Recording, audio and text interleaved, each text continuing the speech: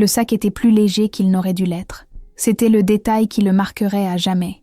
Ni la garde-robe vide, ni les bijoux intacts et froids sur la coiffeuse, ni le silence qui engloutissait sa chambre lorsqu'il poussa la porte aux premières lueurs du jour. Ce serait le poids, ou plutôt son absence. Le sac de guérisseuse qu'elle portait partout, en cuir usé avec ses fermoirs en laiton, toujours lourd de teinture, d'aiguilles et de fils, et du petit couteau pliant qu'elle n'utilisait que pour couper des racines. Il était accroché à son crochet près de sa porte depuis 2 ans. Il était passé devant si souvent qu'il avait cessé de le voir.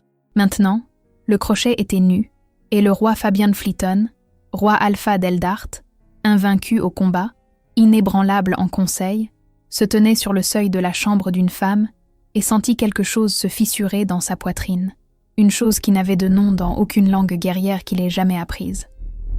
Elle était partie avant minuit. Elle avait été méthodique. Elle n'avait pris que ce qui était à elle. Et quelque part dans l'obscurité, au-delà des murs de son château, dans l'immensité glacée d'un hiver royal qui n'avait aucune intention d'être clément, elle emportait quelque chose qui lui appartenait également. Et elle ne savait pas encore ce que cela leur coûterait à tous les deux. Petite pause. Dites-moi dans les commentaires d'où vous m'écoutez. Et si vous aimez cette histoire, n'hésitez pas à laisser un j'aime et à vous abonner. J'ai encore beaucoup d'histoires à vous raconter. Chapitre 1.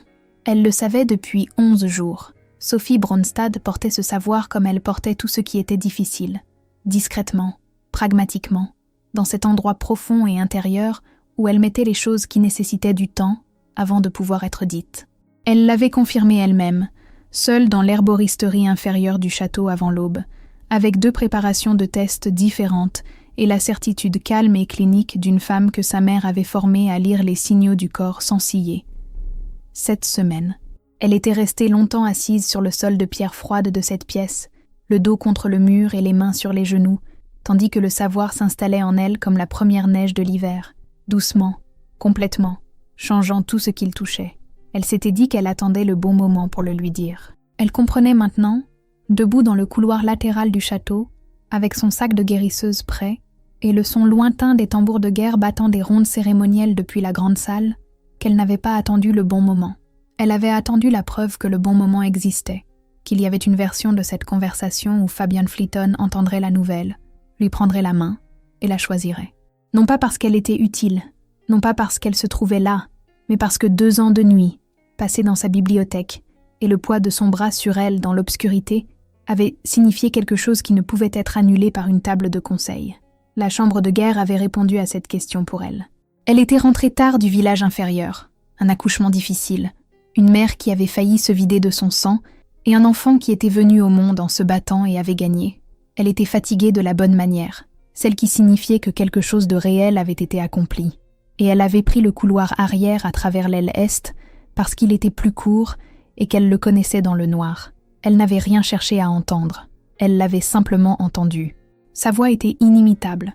Elle avait passé 2 ans à en cataloguer les registres. La voix de commandement, froide, la voix chaude, si rare, la voix qu'il n'utilisait qu'avec elle dans l'obscurité de la bibliothèque, quand il oubliait brièvement d'être un roi. C'était la voix du conseil, mesurée, définitive, la voix d'un homme disposant les pièces sur un échiquier dont il avait déjà calculé la fin. Elle a son utilité, mais toute utilité a une fin. La dame de Thornwood apporte une lignée et une revendication scellée. Ce que Sophie Bronstad apporte ne peut être présenté devant une table de conseil. Elle était restée dans le couloir jusqu'à ce que sa respiration se calme. Elle avait pressé ses 2 paumes à plat contre le mur de pierre froide et avait attendu que la sensation dans sa poitrine passe de quelque chose d'aigu à un engourdissement. Et puis elle avait posé une main sur la courbe de son abdomen et cet engourdissement s'était mué en toute autre chose. La certitude nette et silencieuse d'une femme qui avait enfin reçu la réponse qu'elle avait eu trop peur de demander. Elle fit son sac le temps que les tambours battent 2 rondes, sa trousse de soins, la bague en cuivre de sa mère, la dent de loup sculptée que son frère lui avait glissée dans la main le jour de son départ. 3 jours de viande séchée et de pain dur des réserves de la cuisine, sa simple cape de laine, la sienne, achetée avec son propre argent, pas celle, raffinée et doublée de fourrure, qu'il lui avait offerte. Elle avait laissé les boucles d'oreilles en saphir. Elle avait laissé les robes offertes. Elle avait laissé la couverture en fourrure, qu'elle avait discrètement empruntée à sa chambre par une nuit froide 3 mois plus tôt, en se disant qu'elle la rendrait. Elle laissa tout ce qui lui avait été donné. Elle ne prit que ce qui était déjà à elle. La poterne ait été déverrouillée les soirs de fête. Les garçons de cuisine l'utilisaient pour les livraisons du marché. Elle s'y glissa sans cérémonie, sans lever les yeux vers les fenêtres illuminées de la vie qu'elle abandonnait. Et puis le mur du château fut derrière elle, et la forêt devant, et le froid de la nuit royale la frappa comme un poing. Elle marcha. Le sentier vers Asheville courait au nord-est le long de la crête avant de descendre vers les hameaux de la vallée, au-delà des cartes du traité d'Eldart. Elle l'avait mémorisé à partir des cartes de Racine des guérisseurs dans la bibliothèque du château des mois auparavant. De cette manière à demi consciente dont elle cataloguait tout ce qui était utile, non pas en planifiant, mais simplement en sachant. Elle avait entendu parler de Sableven par 3 sages-femmes du village qui passaient par le marché inférieur. Une veuve âgée, à la langue acérée, ingouvernable, d'une patience nulle avec les rois et d'une patience considérable avec les femmes qui avaient des raisons de les fuir.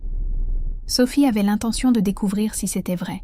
Elle marcha pendant 2 heures à travers la forêt durcie par le gel, avant de s'arrêter pour vérifier sa position grâce aux étoiles, son souffle embuant l'air sombre.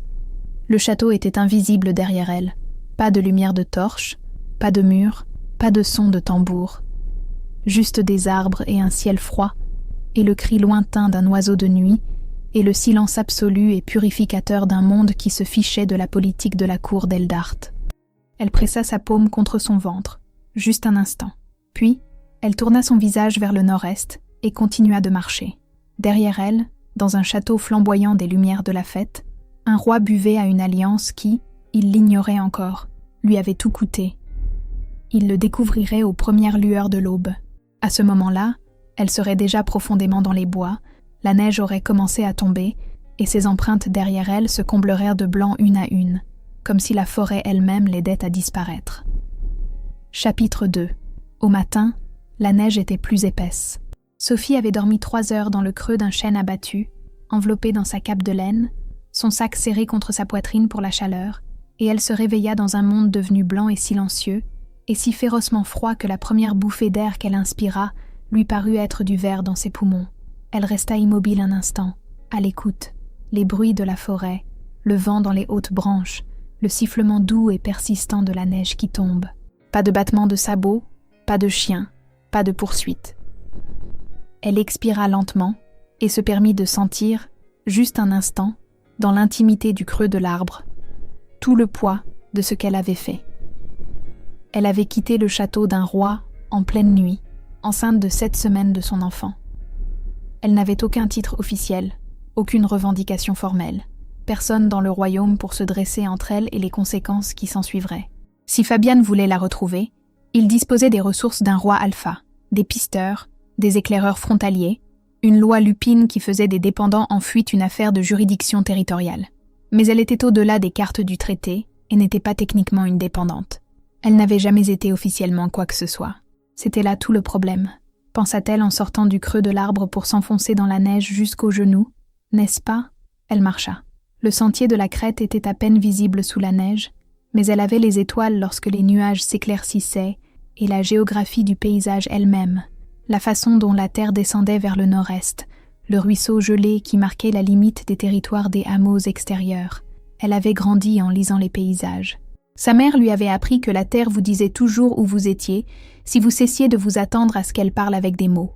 Elle mangeait en marchant, de la viande séchée et du pain dur, avec parcimonie, buvant de la neige fondue sur une pierre plate qu'elle tenait au-dessus du bout de bougie qu'elle allumait à l'intérieur de sa cape. Une astuce de guérisseuse.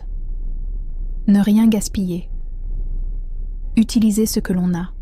Toute la philosophie de vie de sa mère condensée en une instruction pratique pour survivre à des situations impossibles.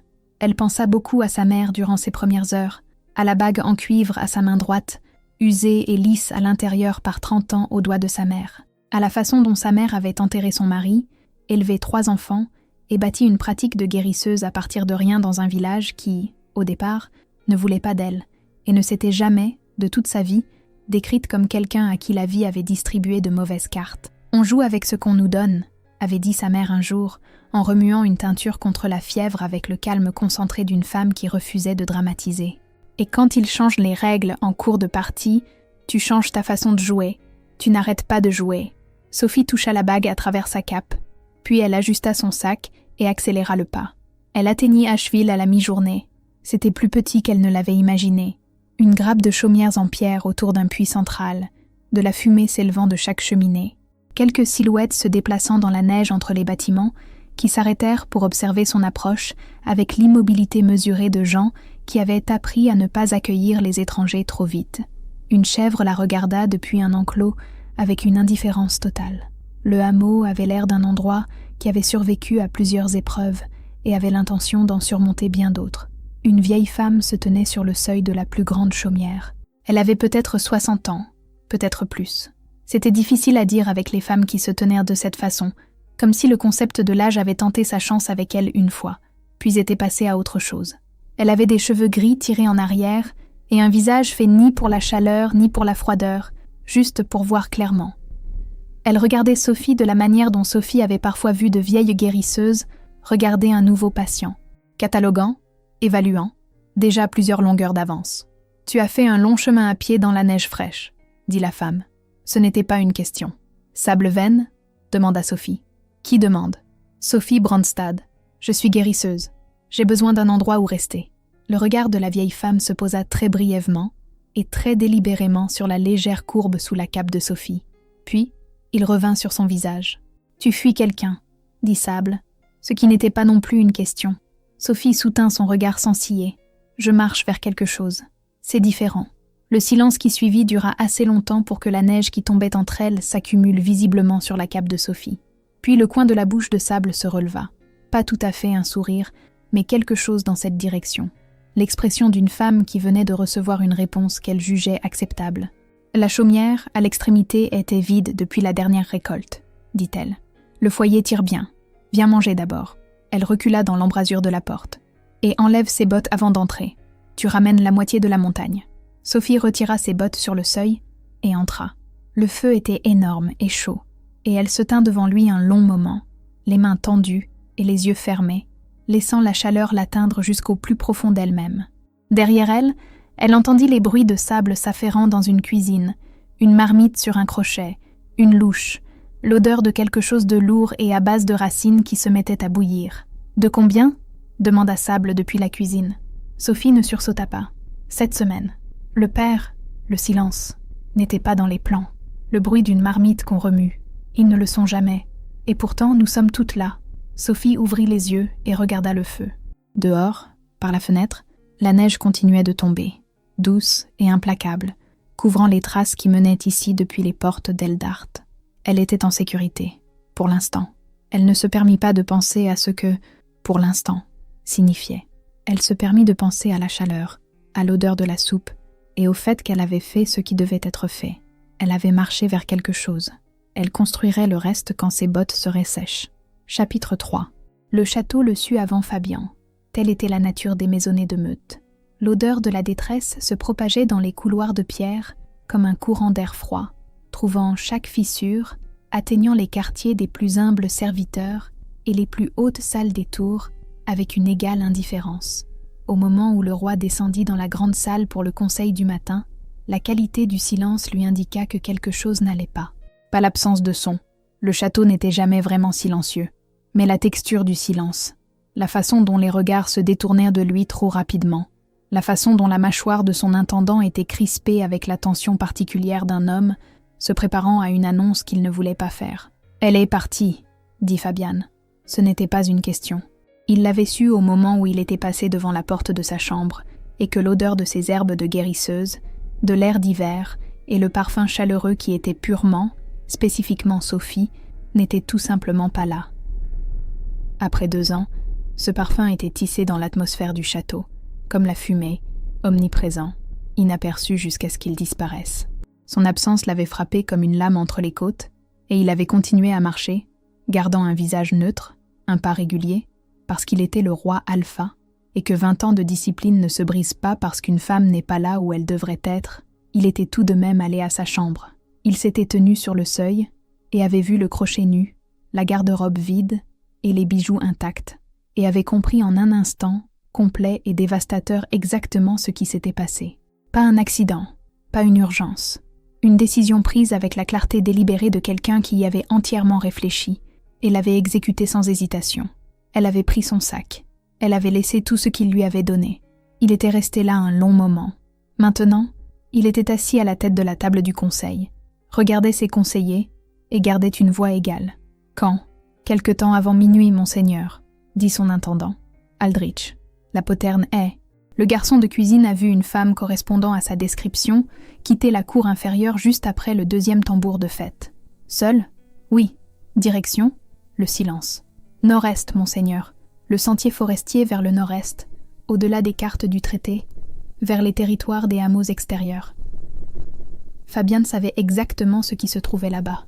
Il avait lui-même tracé ses frontières 7 ans plus tôt et savait précisément où sa portée juridictionnelle se terminait et où commençaient les hameaux non gouvernés. Si elle était partie vers le nord-est avec intention, elle le savait. Elle savait exactement où aller, où il ne pourrait pas simplement ordonner son retour. Il resta silencieux un moment. Le conseil le regardait avec l'immobilité prudente d'homme qui avait appris au fil des ans exactement quel espace laisser autour du roi lorsqu'il réfléchissait. Puis Aldrich dit prudemment « Monseigneur, il y a autre chose. » Fabian le regarda. Aldrich avait 60 ans, avait servi 3 générations de rois flatons et n'était pas, en règle générale, un homme mal à l'aise. Il l'était maintenant. Il soutint le regard du roi avec un effort évident et dit « Les pisteurs de la meute m'ont fait leur rapport ce matin avant le conseil. Lorsqu'ils ont inspecté le couloir S pour le rapport de nuit, il s'arrêta, recommença. L'odeur qu'ils ont enregistrée dans sa chambre la semaine dernière a changé, monseigneur. Les pisteurs disent qu'elle porte une signature secondaire. » La salle du conseil devint très silencieuse.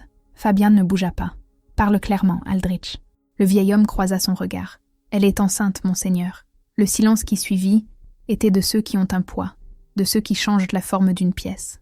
Fabian était assis à la tête de sa table et sentit l'information atterrir en lui, comme quelque chose jeté d'une grande hauteur. Et il ne laissa rien de ce qu'il ressentait paraître sur son visage, car il y avait 12 hommes dans cette pièce, et il était leur roi.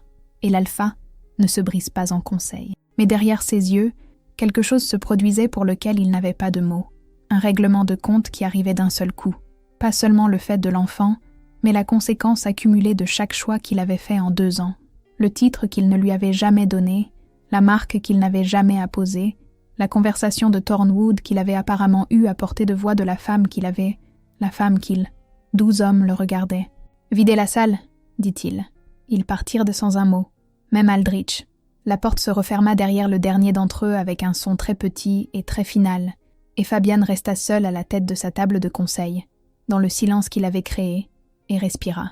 Il pensa à la bibliothèque à minuit, à ses cheveux dénoués, ses pieds repliés sous elle dans le grand fauteuil près du feu, lisant quelque chose de médical, et lui en lisant parfois des passages à voix haute avec l'enthousiasme naturel de quelqu'un qui avait véritablement oublié qu'il était un roi. Il pensa à ce matin, 3 mois plus tôt, où il l'avait trouvé dans le jardin d'herbe avant l'aube, les mains pleines de romarin givré, le visage tourné vers la première lumière pâle, avec une expression qu'il avait regardée trop longtemps et n'avait pas nommée. Il pensa à sa propre voix dans cette même pièce, mesurée, délibérée. Toute utilité a une fin. Il se leva brusquement, se dirigea vers la fenêtre. La cour du château en contrebas était blanche de la neige de la nuit dernière, et au-delà du mur la forêt était d'un vert gris dense, et quelque part dans cette immensité, une femme s'éloignait de lui avec son enfant, et 7 semaines d'un secret qu'il ne lui avait donné aucune raison de partager. C'était lui qui avait fait ça. Il devait le comprendre pleinement avant de décider quoi faire ensuite. Pas agir immédiatement, pas envoyer d'éclaireurs, pas invoquer la loi Lupine. Comprendre. S'asseoir avec la forme de ce qu'il avait construit et détruit sans jamais lui demander ce qu'elle voulait. Il pressa sa main à plat contre la vitre froide de la fenêtre et regarda vers le nord-est. Elle avait une avance de 8 heures dans la neige fraîche. C'était une fille de la campagne qui savait se déplacer en hiver. C'était une guérisseuse avec assez de provisions pour survivre 1 semaine et assez d'entêtement. Il le savait, il l'avait toujours su, pour durer considérablement plus longtemps. Il allait devoir mériter le droit de la trouver. Il n'était pas encore sûr de l'avoir méritée. Chapitre 4. Asheville n'était pas ce à quoi Sophie s'était attendue. Elle s'était attendue à un refuge. Elle ne s'était pas attendue à y trouver sa place. La première semaine, elle se montra prudente, utile sans devenir dépendante, chaleureuse sans devenir à l'aise, présente au repas et aidant où elle le pouvait sans se rendre ni visible ni nécessaire. Elle avait appris cet instinct au château, la demi-vie d'une femme qui existait dans l'espace d'un homme puissant sans y avoir de droit formel. Être utile, être silencieuse, occuper exactement l'espace autorisé, et pas un centimètre de plus. Sable l'observa faire cela pendant 5 jours, puis, le 6e matin, posa une tasse de thé devant elle et s'assit de l'autre côté de la table, avec l'expression d'une femme qui avait pris une décision. « Tu fais ce truc ?» dit Sable. Sophie leva les yeux. « Quel truc ? Le truc de te faire petite, le truc prudent, le truc que font les femmes quand elles ont appris qu'occuper de l'espace est un risque. » Elle enroula ses 2 mains autour de sa propre tasse. « Ici, c'est Asheville. Personne ne mesure l'espace que tu utilises. » Sophie resta silencieuse un moment. Dehors, par la fenêtre de la chaumière, 2 enfants du hameau poursuivaient une chèvre dans la neige en poussant des cris de joie. « De vieilles habitudes, » dit-elle finalement. « Je sais, » dit Sable, sans méchanceté. « Débarrasse-t'en. » Ce fut plus facile qu'elle ne l'avait prévu. Asheville avait ses propres rythmes. La nourriture des animaux avant l'aube, le feu communal le soir où 3 ou 4 foyers se rassemblaient pour partager la nourriture, réparer des choses et discuter. La course au marché du village le plus proche tous les 8 jours, où Sable troquait des conserves et de la laine contre ce que le hameau ne pouvait produire lui-même.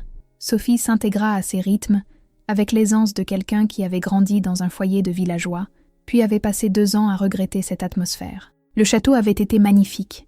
Il avait aussi été profondément solitaire, de la manière dont seuls les grands espaces habités peuvent l'être, plein de gens qui n'étaient pas pour elle.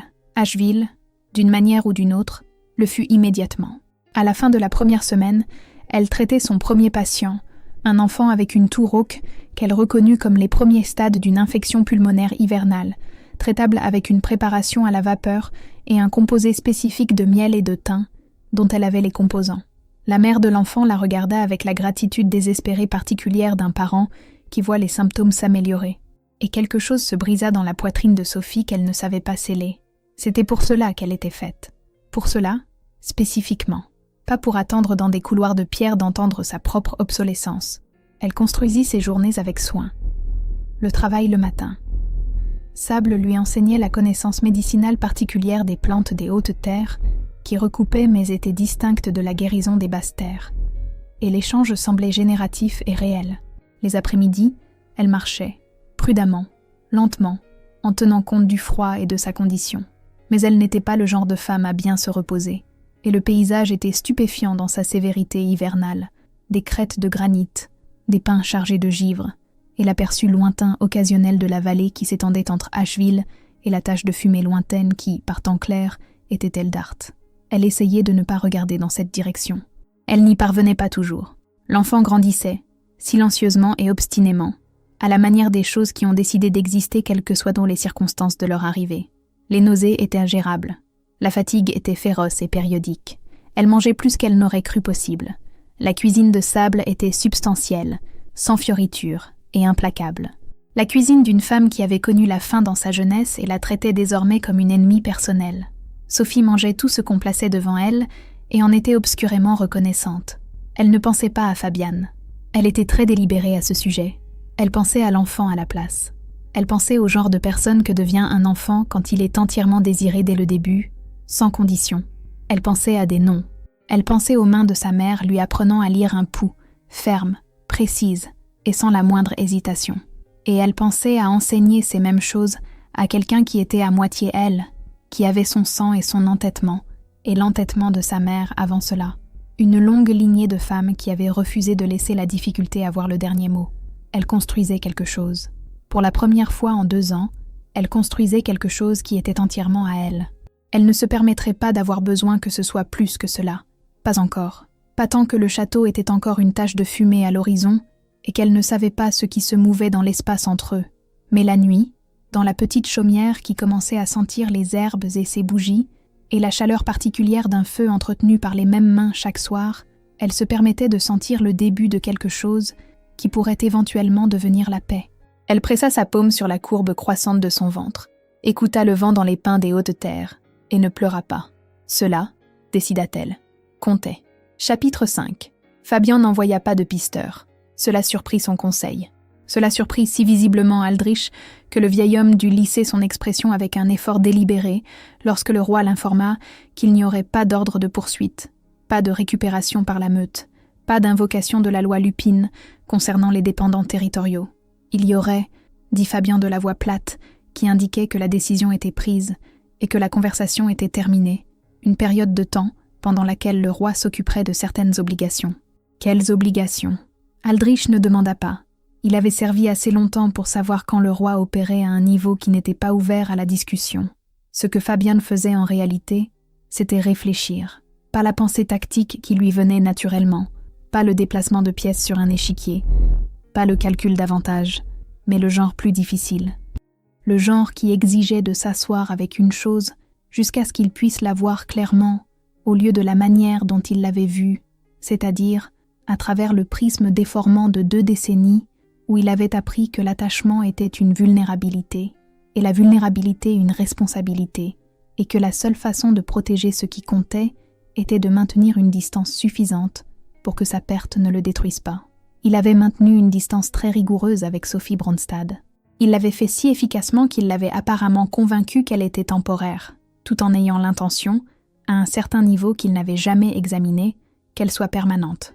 Il resta dans la bibliothèque pendant 3 nuits consécutives. C'était pire dans la bibliothèque. Son fauteuil était toujours légèrement tourné vers le feu, comme elle le laissait toujours, à un angle qu'il lui avait dit un jour être peu pratique pour l'éclairage, et avec lequel elle avait été en total désaccord, car elle n'avait jamais de sa vie été d'accord avec lui sur quoi que ce soit, sur lequel elle avait une véritable opinion, c'est-à-dire sur tout. La couverture qu'elle avait empruntée à sa chambre avait disparu de l'accoudoir du fauteuil. C'était nouveau. Il l'avait remarqué la première nuit et n'avait pas pu l'oublier depuis. Il se força à penser à l'enfant. Il ne s'y était pas encore pleinement autorisé, l'avait gardé à la périphérie de sa conscience, un fait qu'il reconnaissait, mais dans lequel il ne s'était pas encore plongé. Maintenant, il s'y plongeait. Un enfant, son enfant, un héritier flaton qui se trouvait actuellement quelque part dans les étendues sauvages des hautes terres, avec une femme furieuse contre lui, et qui avait toutes les raisons de l'être, et qui était enceinte de 7 semaines, et avait traversé seul un hiver royal, parce qu'il avait mené une réunion du conseil à portée de voix, qui la réduisait à un arrangement temporaire, avec une date d'expiration. Il pensa au genre de père que devient un homme lorsque son premier acte envers la mère de son enfant est de démontrer publiquement et sans ambiguïté qu'elle est interchangeable. Il pensa à son propre père, à la cour que son père avait tenue, à la manière dont la lignée Flaton avait une histoire particulière de traiter les gens qui les aimaient comme des atouts politiques jusqu'à ce que le coup se présente. Il avait juré à 19 ans, debout près du corps de son père après une guerre que son père avait déclenchée parce qu'une femme l'avait finalement quitté et qu'il avait choisi la guerre plutôt que la responsabilité, qu'il ne serait jamais cet homme. Il avait été si prudent de ne pas être cet homme qu'il était devenu une version différente du même échec, non pas instable et dévorant, mais froid et distant, ne refusant pas de la laisser partir, mais la faisant croire qu'elle devait le faire. La 4e nuit, il fit venir son cavalier le plus rapide et écrivit 2 lettres. La première était destinée à la cour de Thornwood, retirant son intérêt pour l'alliance proposée avec une brève formalité diplomatique qui nécessiterait 3 mois de gestion attentive pour être aplanie. Il s'en moquait éperdument. La seconde lettre, il l'écrivit plus longuement, plusieurs fois, et brûla chaque brouillon avant la version finale, qu'il relut une fois, puis scella. Il la donna au cavalier, avec une description du territoire des hameaux au nord-est de la Crète et le nom de Sable-Veine, et dit au cavalier qu'elle devait être remise en main propre, sans sceau royal visible, comme une communication privée, et que le cavalier ne devait dire à personne ce qu'il avait transporté ni où il était allé. Puis il se prépara à le suivre lui-même, pas immédiatement. La lettre devait arriver en premier. Il fallait qu'elle ait ces mots avant de devoir regarder son visage, car il la connaissait assez bien, même après 2 ans de distance délibérée, pour savoir que s'il arrivait en personne avant qu'elle ait eu le temps de l'entendre, la conversation aurait lieu sur un champ de bataille, avant de pouvoir se dérouler dans un lieu réel. Il se prépara pour un voyage, pas une procession royale, 2 chevaux, pas de suite, des vêtements de voyage, des provisions. Aldrich regarda les préparatifs et ouvrit la bouche. Fabian le regarda. Aldrich referma la bouche. « Je serai absent 10 jours, » dit Fabian. « Le conseil peut gérer les rapports frontaliers. Si la délégation de Thornwood arrive, dites-leur que je suis retardé pour une affaire personnelle et offrez-leur l'hospitalité de l'aile est. Et s'ils demandent la nature de l'affaire personnelle, dites-leur que le roi est parti faire quelque chose qu'il aurait dû faire il y a longtemps. Il prit ses gants de cavalier. Ce sera assez précis. Il partit avant l'aube, seul, dans un paysage encore blanc et silencieux de la neige de la semaine dernière. Le froid le frappa nettement, et il s'y avança sans ciller, car il était le roi Alpha, et il avait fait le calcul. Et le calcul était simple. Elle valait le froid. Elle valait la distance. Elle valait tout ce dont elle avait besoin de sa part avant de le regarder à nouveau comme un homme, et non comme une erreur. Il avait 2 jours de chevauchée ardue devant lui, une lettre arrivant avant lui, et une conversation à venir dont il n'avait aucune garantie de sortir intact. Il partit quand même. Chapitre 6. Sophie lut la lettre 3 fois. Sable l'avait posée sur la table devant elle sans commentaire, simplement déposée à côté du thé du matin, avec le soin de quelqu'un plaçant une chose qui pourrait nécessiter de l'espace autour d'elle, puis était allée à l'autre bout de la chaumière pour faire quelque chose de bruyamment et ostensiblement domestique qui donnait à Sophie l'intimité requise par le moment. La lettre était écrite sur du papier ordinaire, pas le parchemin blasonné de la cour auquel elle se serait attendue, juste du papier et de l'encre, et son écriture, qu'elle reconnut immédiatement avec un sursaut physique auquel elle n'était pas préparée. Pas de salutation. Elle commençait simplement par « Je me suis entendue à travers tes oreilles ce soir ». C'est-à-dire que j'ai réfléchi à ce que ce serait d'entendre ces mots de l'extérieur de la pièce, de la position de quelqu'un qui n'avait aucun contexte, pour comprendre à quel point j'avais appris à paraître froid quand j'avais peur de quelque chose. J'essaie, pour la première fois depuis plus longtemps que je ne veux l'admettre, d'être honnête sur ce qui me fait peur. J'ai peur de cette lettre. J'ai peur que tu la lises et que tu la trouves insuffisante, car elle l'est. J'ai peur de ne pas avoir les mots pour ce que j'aurais dû te dire il y a 2 ans, et peut-être plus longtemps. J'ai peur de ce que signifie le fait que ma première véritable prise de conscience de cela se produise maintenant, sur papier, parce que tu n'es plus au château pour que je puisse l'éviter en personne. Je sais pour l'enfant.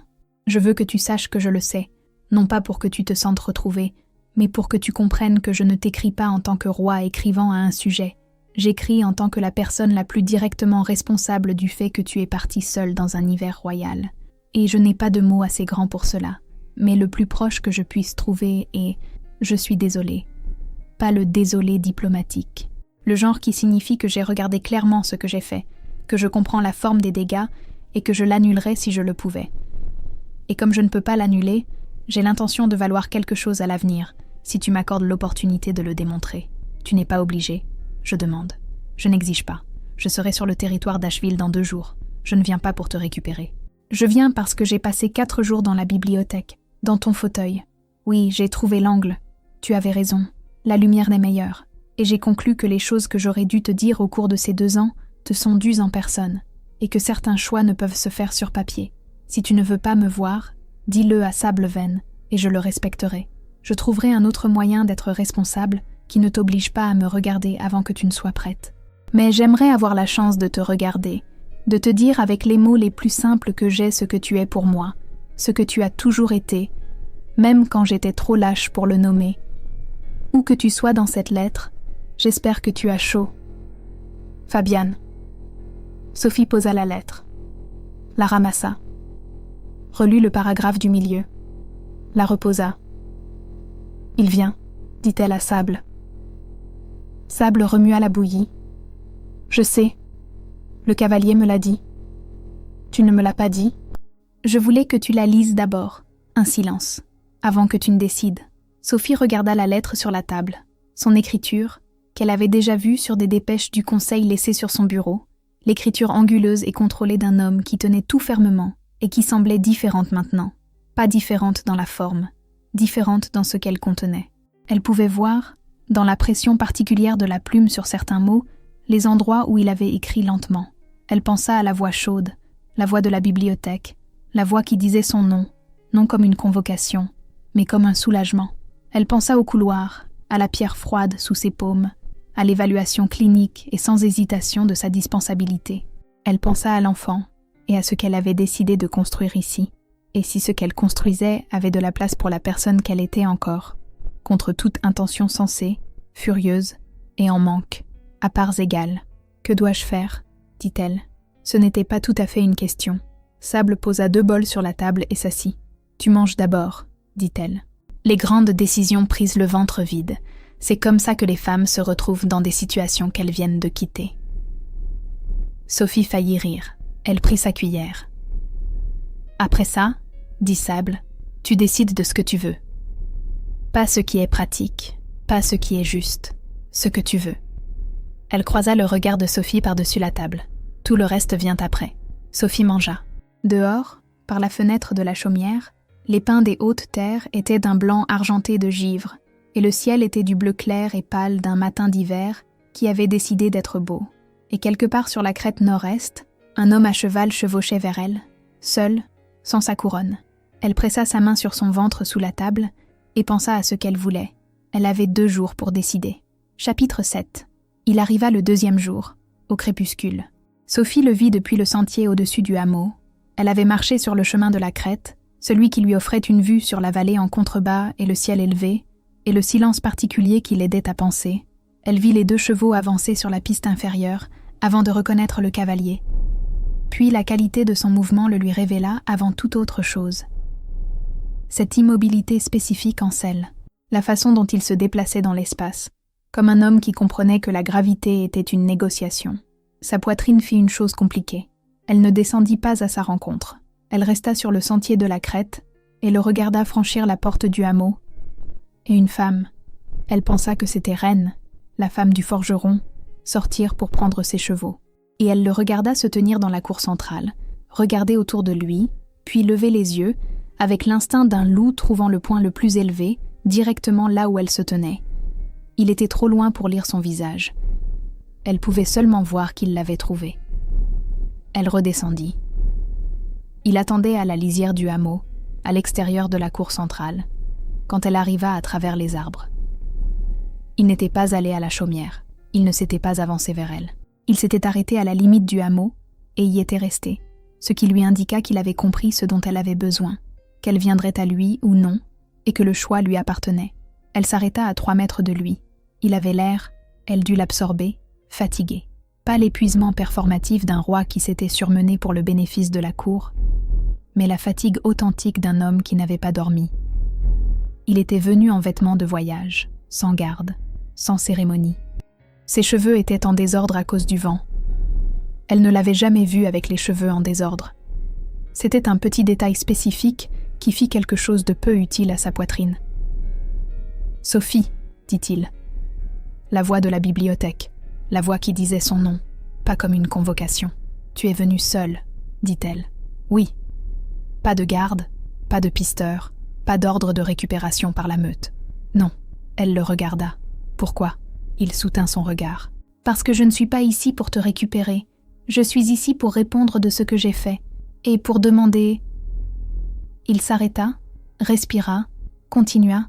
« Pour demander ce qu'il faudrait pour que tu croies que ce que j'ai dit dans cette salle du conseil n'était pas la vérité de ce que tu es pour moi, que c'était une lâcheté que j'ai déguisée en stratégie et que j'ai passé la semaine dernière à comprendre exactement combien cela t'a coûté. Et je suis ici parce que je ne pouvais pas mener cette compréhension depuis une bibliothèque à 2 jours de route. » Le vent soufflait dans les pins. Quelque part dans le hameau, un enfant appela et on lui répondit. Sophie dit « Tu as dit à ton conseil que je n'avais ni lignée ni lien et que je ne pouvais pas être présentée devant une table de conseil. » Oui, ces choses sont vraies. La lignée n'est pas pertinente. Le lien, sa mâchoire se crispa. Le lien, c'est à moi de le donner. J'ai choisi de ne pas le faire parce que j'avais peur de ce que cela signifierait, de ce que cela exposerait. Je me suis dit que j'étais pragmatique, et je me mentais à moi-même, ce qui signifie que je te mentais par omission depuis 2 ans. Il soutint son regard fermement. C'est la chose la plus honnête que je puisse te dire. J'ai été un lâche. J'ai utilisé la politique comme un mur, et je t'ai gardé de l'autre côté. Et tu méritais mieux que ça, chaque jour. Sophie resta silencieuse un moment. Le soir devenait bleu et froid autour d'eux, les premières étoiles apparaissant à l'est. « L'enfant » dit-elle. « Je sais que cela ne change rien à cause de l'enfant.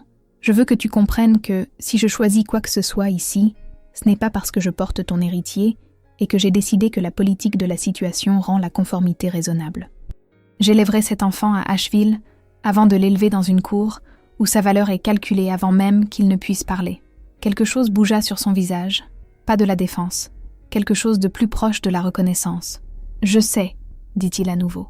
Ce n'est pas pour ça que je suis venu. Il fit un pas en avant et s'arrêta. Je suis venu parce que tu es la variable que je ne peux pas calculer, et j'ai passé 2 ans à prétendre que c'était un problème, plutôt que la seule chose dans mon royaume qui m'ait jamais semblé être un fait. Le silence entre eux avait une qualité différente maintenant. Toujours prudent, toujours blessé, mais quelque chose s'y était ouvert, une fente de lumière sous une porte. « Tu vas devoir me le montrer », dit Sophie. « Pas me le dire, me le montrer, de manière constante, avec le temps. Je ne vais pas être convaincue par une lettre et 2 jours de chevauchée. Je sais, et c'est moi qui fixe les conditions. Oui. » Elle le regarda un long moment. Le vent soufflait dans ses cheveux. Derrière elle, les lumières du hameau s'allumaient, chaudes et petites, contre l'obscurité de l'hiver. « Tu peux rester dans la chaumière vide à l'extrémité ouest, » dit-elle finalement. « Il y a un foyer qui tire bien et un lit de camp. Sable te dira les règles du hameau. » Elle se tourna vers le sentier. « Le souper est dans 1 heure. Tu es censé te laver avant. » Elle s'éloigna. Derrière elle, elle l'entendit respirer. Une longue et prudente expiration, comme s'il l'avait retenue pendant tout le trajet de 2 jours. « Tant mieux, » pensa-t-elle. Il le méritait bien. Chapitre 8. Il resta. C'est ce qui la surprit. Elle s'était à moitié attendue à ce qu'il présente la situation comme une concession temporaire, une visite diplomatique, un geste de bonne foi, puis qu'il retourne au château, au conseil et à la machinerie élaborée de sa vie réelle. Elle s'y était préparée. Elle avait décidé que cela lui convenait. Il déballa ses sacoches, apporta du bois de chauffage à Sable, sans qu'on le lui demande, et se soumit à l'évaluation de la veuve âgée, avec l'attention composée d'un homme qui avait immédiatement compris que Sable Venn était une autorité plus importante sur ce territoire que lui. Sable l'avait évalué un long moment après le souper de la première nuit et avait dit « Tu es utile.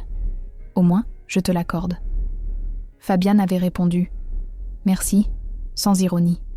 Sable avait regardé Sophie de l'autre côté de la table avec une expression qui disait « Il apprend vite ». Il s'intégra au rythme du hameau avec une minutie que Sophie trouva, malgré elle, difficile à ignorer. Il ne jouait pas à être utile. Il était véritablement utile, de la manière brute et physique d'un homme qui avait été entraîné à la guerre depuis l'enfance et avait un corps bâti pour l'effort, sans fierté particulière quant au service de cet effort. Il répara la clôture est qui faiblissait depuis l'automne. Il aida le mari de reine à transporter du bois.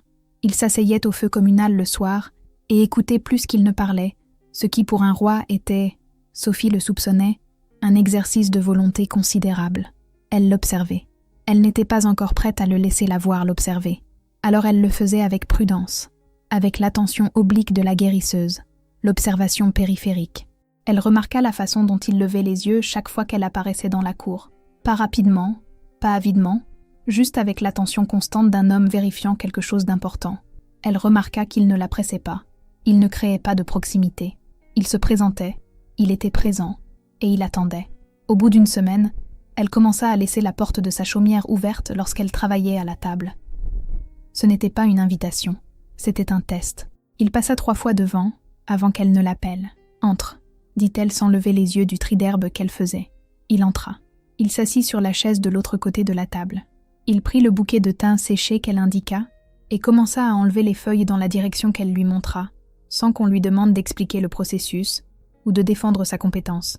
Ils travaillèrent en silence un moment. « Tu es doué pour suivre les instructions », dit-elle. « On m'a dit le contraire. Généralement par des gens qui n'étaient rien pas moi, par tout le monde qui n'était pas toi. » Un silence. « Tu es la seule personne dans ma mémoire qui m'ait dit que je faisais quelque chose de mal et qui avait raison. Et pourtant, j'ai quand même écouté. » Il resta silencieux un moment, concentré sur le thym. « J'y ai réfléchi. Oh pourquoi ? Je pense que c'est parce que tu n'as jamais cherché à avoir raison à mes dépens. Tu voulais que la chose soit faite correctement. » Sophie resta silencieuse. « Ton père, » dit-elle. Il leva les yeux. « J'ai lu des choses sur lui dans la bibliothèque du château. Il y a 3 récits historiques différents. » Elle garda les yeux sur les herbes. « Il a détruit une alliance frontalière, parce qu'une femme l'a quitté. Il a déclenché une guerre pour ça. Oui, tu as appris que l'attachement mène à de mauvaises décisions. » Il soutint son regard. « Je l'ai appris de lui, puis j'ai passé 20 ans à faire attention à ne pas être lui. Et dans le processus, il s'arrêta. « Tu as construit des murs au lieu de ponts, » dit-elle. Pas méchamment, cliniquement, de la façon dont elle disait les choses difficiles quand elle avait besoin qu'on les entende. « Oui, sa voix était basse. Et tu étais du mauvais côté.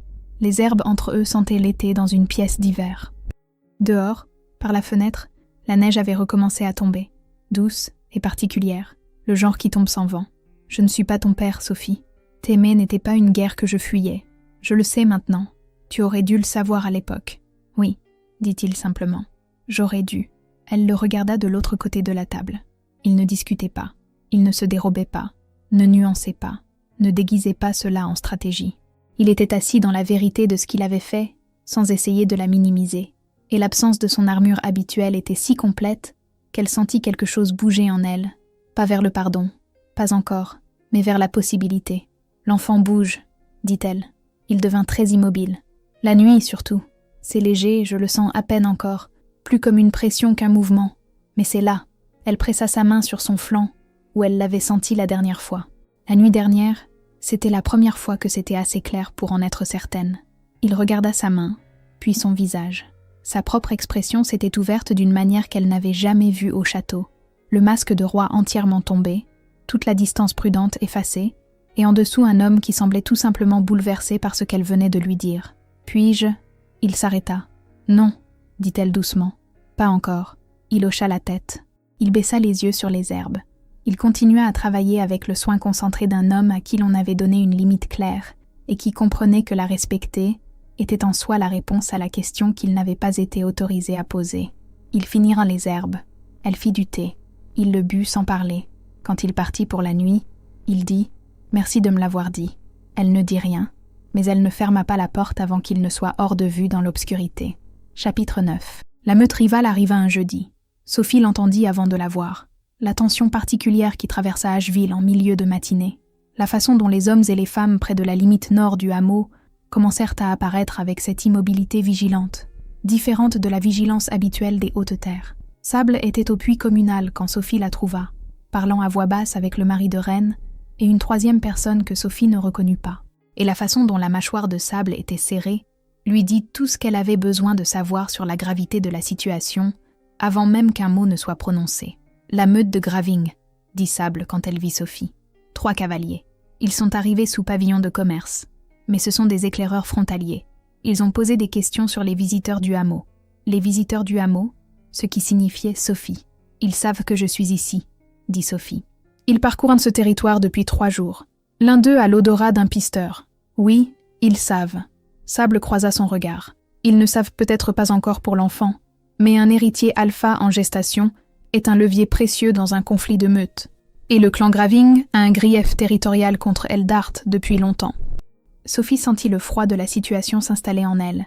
Pas de la panique, le froid net d'un risque évalué, son cerveau de guérisseuse déjà en train de calculer.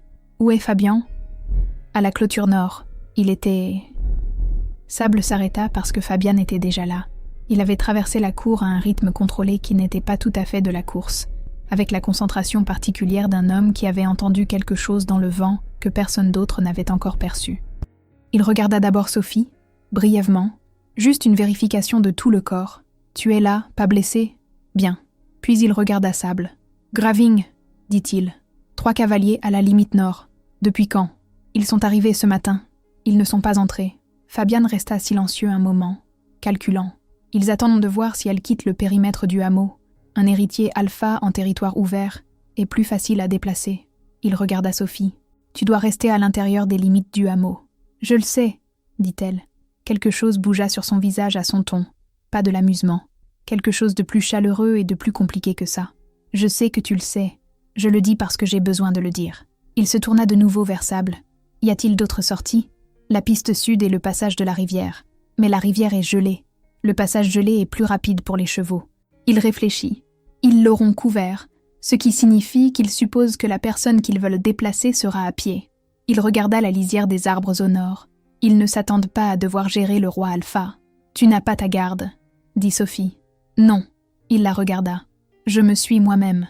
Cela a été suffisant historiquement. Ce n'est pas un champ de bataille. Non.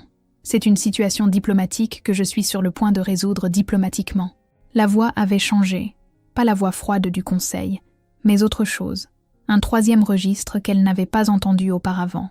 Calme et absolu, et porteur d'un poids qui n'avait rien à voir avec la performance. Le clan Graving a un grief contre Eldart.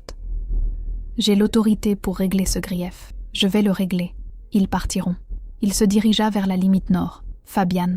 Il s'arrêta, se retourna vers elle. Elle n'avait pas les mots pour ce qu'elle voulait dire. Elle le regarda un moment. Cet homme qui avait chevauché 2 jours seul, porté du bois de chauffage, effeuillé des brins de thym, et s'était assis en face d'elle dans le noir, recevant sa colère avec la fermeté prudente de quelqu'un qui avait décidé de la mériter. Se tenant maintenant au bord de quelque chose qui pouvait mal tourner, sans garde et sans couronne, juste lui-même. « Sois prudent », dit-elle. Ce n'était pas assez. Elle le dit quand même. Quelque chose traversa son visage. Pas un sourire. Quelque chose qui avait la forme d'un sourire passé et qui pourrait le redevenir. « Toujours », dit-il. Et il continua sa route. Elle resta avec Sable et attendit. La négociation dura 2 heures. Elle ne pouvait rien voir depuis le hameau, juste la lisière des arbres au nord et le mouvement occasionnel de silhouettes trop lointaines pour être lues. Sable avait fait en sorte que les enfants restent à l'intérieur et que les hommes du hameau soient invisibles et discrets aux limites. Une présence suffisante pour signaler que le hameau n'était pas sans défense, sans pour autant provoquer une escalade. Ils avaient déjà fait cela, dans d'autres configurations. Asheville avait survécu longtemps en comprenant exactement quelle force montrer et quand. Quand Fabian revint par la porte nord, il était seul et sans hâte, et la tension avait disparu de la lisière des arbres. Il se dirigea vers l'endroit où Sophie se tenait. « Il se retire, dit-il. J'ai offert une concession sur une route commerciale qui prendra environ 3 mois de travail au conseil pour être officialisée, mais qui répond au cœur de leur grief. Ils ont ma parole, ce qui, dans la loi Lupine, a le poids d'un traité. » Sophie le regarda. « Tu as échangé une concession politique contre ma sécurité. J'ai échangé une concession juste pour la résolution d'un grief authentique. Ta sécurité était un bénéfice adjacent. » Il soutint son regard, bien que non négligeable. Sable, qui se tenait à quelques pas, émit un son qui n'était pas tout à fait un grognement. « Je vais commencer le souper, » dit-elle, et elle s'éloigna avec l'indifférence étudiée d'une femme se retirant d'une conversation qui, selon elle, devait avoir lieu sans elle. Sophie et Fabian restèrent dans la cour, le froid de l'hiver s'installant autour d'eux, le hameau reprenant ses rythmes, et le silence particulier de 2 personnes au bord de quelque chose dans lequel aucune d'elles n'était tout à fait prête à entrer. « Tu n'étais pas obligé de venir ici toi-même, » dit-elle. « Tu aurais pu envoyer cette concession par un messager diplomatique et régler l'affaire Graving depuis Eldart. Oui, tu as choisi d'être ici. Oui, pourquoi ?» Il la regarda un long moment. Le soleil se couchait derrière la crête ouest, peignant la neige en or et les ombres des pins en longs traits bleus, et la qualité de la lumière donnait à tout l'apparence de quelque chose qui méritait d'être rappelé. « Parce que tu es ici, » dit-il. C'est la réponse complète. Elle soutint son regard. Il soutint le sien. L'enfant bougea, très petit et très certain, sous sa main. « Viens souper, » dit-elle finalement. « Sable en fait assez pour 3. » Elle se dirigea vers la chaumière. Elle ne se retourna pas, mais elle laissa la porte ouverte. Chapitre 10. L'enfant naquit un matin au début du printemps, lorsque la dernière neige d'Asheville se retirait des pentes sud, que les pins des hautes terres commençaient à se délester de leur poids hivernal, et que l'air avait la première légère touche de chaleur sous le froid. Sophie savait que c'était proche depuis 1 semaine. Elle avait senti le changement dans son corps, de la manière dont on lui avait appris à sentir de telles choses, non pas avec peur, mais avec l'attention claire et évaluatrice d'une guérisseuse lisant les signaux, cataloguant, se préparant. Elle l'avait dit à Sable, qui avait envoyé un message à la sage-femme la plus proche, à 2 vallées de là, et elle avait préparé ses propres fournitures, préparé la chaumière, et fait toutes les choses pratiques. Et puis elle s'était autorisée à s'asseoir dans le bon fauteuil près du feu pendant 1 heure, les mains sur les genoux, et s'était permise de ressentir, sans analyse, ce que cela signifiait qu'elle était sur le point de faire cela. Elle n'avait pas peur. Elle avait eu peur de beaucoup de choses au cours des derniers mois, de ce qu'elle construisait, de savoir si c'était suffisant, de la négociation lente et prudente de la confiance qui s'était déroulée dans ce hameau, avec la patience particulière de 2 personnes qui comprenaient qu'elle manipulait quelque chose qui ne pouvait être précipité. Elle avait eu peur dans le silence de trop nombreuses nuits de tout construire et de ne toujours pas être certaine. Mais elle n'avait pas peur de cela. Elle était prête. Fabian était dans la cour nord quand son travail commença. Il était à sa porte. Elle ne sut pas comment. Il n'y avait eu aucun signal dans le temps qu'il lui avait fallu pour traverser la chaumière et poser la main sur le cadre de la porte. Il regarda son visage et sut. Et elle vit la chose spécifique qui se produisit dans ses yeux, la peur, l'amour et l'impuissance d'une personne qui comprenait qu'elle était sur le point d'assister à quelque chose qu'elle ne pouvait ni contrôler ni réparer, seulement être présente. « Sable arrive », dit-il. Sa voix était ferme. Ses mains, quand elle tendit la main vers le cadre de la porte, furent immédiatement là. « Dis-moi ce dont tu as besoin. » Elle le lui dit. Il fit ces choses. Il était exceptionnel pour suivre ses instructions. Elle le savait déjà, et il n'offrit pas d'opinion, n'essaya pas de gérer la situation ou de se comporter comme un roi vers qui l'autorité gravitait naturellement. Il était simplement là, fermement et complètement, faisant ce qu'elle demandait quand elle le demandait, et sa constance était quelque chose dont elle n'avait pas su avoir besoin avant de la voir. La sage-femme arriva de la vallée. Sable prit le relais. Fabian fut déplacée dans la pièce extérieure. Sophie l'entendit une fois poser une question à Sable, entendit la réponse courte et directe de Sable, et entendit son silence après, qui avait la qualité d'un homme acceptant la peur comme le prix de quelque chose qui lui tenait suffisamment à cœur pour en avoir peur. Le travail fut long, mais sans complication. Les mains de sa mère n'étaient pas là, mais celles de Sable l'étaient, et celles de la sage-femme, et la connaissance accumulée de 3 générations de guérisseuses des hautes terres se déplaçant dans la pièce avec une expertise pratique. Et Sophie travailla avec la même fermeté concentrée avec laquelle elle faisait tout, non sans douleur, non sans effort, mais sans abandon. Sa fille arriva en milieu de matinée, furieuse, bruyante, le visage rose et déjà, d'une manière ou d'une autre, clairement une personne qui avait décidé d'être là et avait l'intention que tout le monde le sache. Sable la plaça dans les bras de Sophie. Sophie regarda sa fille et sentit quelque chose se produire dans sa poitrine pour lequel elle n'avait pas de nom médical. Un changement vaste, structurel, permanent, comme un événement tectonique, comme quelque chose qui avait toujours attendu de se produire et qui s'était maintenant produit, et le monde serait simplement différent désormais. « Bonjour », dit-elle. Sa voix était très basse et complètement certaine. « Je te connais, je t'attendais. » Sa fille émit un son qui était déjà en quelque sorte argumentatif. Sophie rit, complètement, authentiquement, pour la première fois depuis plus longtemps qu'elle ne pouvait le calculer, et le rire avait des larmes, qu'elle ne prit pas la peine de qualifier, car sa fille était là, et elle était en bonne santé et féroce, et la pièce sentait la fumée de bois, le linge frais et le pain des hautes terres entrant par la fenêtre, et elle était chez elle.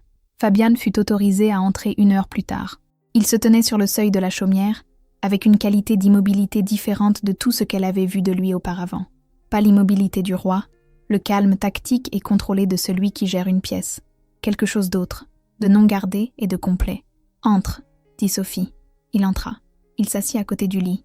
Il regarda sa fille, petite, emmaillotée, et dormant avec la conviction absolue des nouveaux arrivants, et son visage fit la chose qu'elle l'avait vu apprendre lentement à faire, au cours de ces mois. Il s'ouvrit, toute l'architecture soignée s'effondra. En dessous, il y avait simplement un homme regardant sa fille pour la première fois, avec une expression qui contenait tout ce que son langage n'avait jamais tout à fait réussi à exprimer. « Elle est... » commença-t-il. « Elle est bruyante, » dit Sophie. « Elle a des opinions. » Elle l'a clairement fait savoir dès la première minute. Quelque chose de chaleureux traversa son expression. « Bien. » Sophie le regarda. « J'ai réfléchi, » dit-elle, au lien. Il leva les yeux. Elle y avait réfléchi attentivement. Elle n'avait pris aucune décision dans la peur et aucune décision dans le désespoir. Et ce qu'elle avait construit à Asheville était à elle, véritablement, entièrement à elle, et le choix ne pouvait lui être enlevé. Elle savait ce qu'elle voulait. Elle s'était autorisée à le savoir depuis des semaines. « Pas à cause d'elle, » dit-elle. « Pas à cause de la politique ou de l'alliance ou de ce que cela fait pour les revendications de lignée. Pas parce que tu es venu ici et que tu as été utile et gentil et que tu t'es montré quand les cavaliers de Graving étaient à la porte. » Elle soutint son regard. « Parce que tu m'as regardé de l'autre côté d'une table de feuilles de thym et que tu as admis que tu avais peur. Et parce que tu as passé 6 mois à apprendre à être dans une pièce avec moi sans mur entre nous. Et parce que je crois, non pas parce que je le veux, mais parce que les preuves le soutiennent, que tu deviens quelqu'un par qui je pourrais choisir d'être trouvé. » Il était très immobile. « Je n'en suis pas encore là, » dit-elle honnêtement. « La blessure est encore réelle. Il y a encore des choses que nous devons dire et comprendre. Mais je suis... » Elle fit une pause, trouva le mot juste. « Je suis disposée. Je suis disposée à laisser cela être un commencement plutôt qu'une fin. À ses conditions, à leurs conditions. Dans la loi Lupine, le lien était librement donné ou il n'était rien. Il ne pouvait être commandé, contraint ou hérité. C'était une déclaration entre deux personnes qui s'étaient choisies en pleine connaissance de ce que cela signifiait. Il tendit la main à travers l'espace entre eux, lentement, lui laissant le temps de changer d'avis, et posa sa main sur la sienne, sur la couverture. Elle ne se retira pas. Dehors, par la fenêtre de la chaumière, la dernière neige des hautes terres fondait des branches de pin en petites cascades argentées, et le ciel au-dessus d'Asheville était du bleu clair et pâle d'un monde qui décidait de se réchauffer. Et à l'intérieur de la pièce, le feu crépitait, et sa fille dormait, et deux personnes qui avaient failli se perdre complètement se tenaient la main en silence, et laissaient cela signifier ce que cela signifiait. Le lien, quand il se forma, ressembla à une reconnaissance, comme quelque chose qui avait toujours été vrai et qui était enfin dit à voix haute. Elle tenait sa main, il tenait la sienne. Leur fille respirait entre eux, et le monde extérieur continuait de tourner vers le printemps. Si vous avez aimé écouter cette histoire, n'hésitez pas à laisser un j'aime et à vous abonner, et je vous retrouverai pour la prochaine.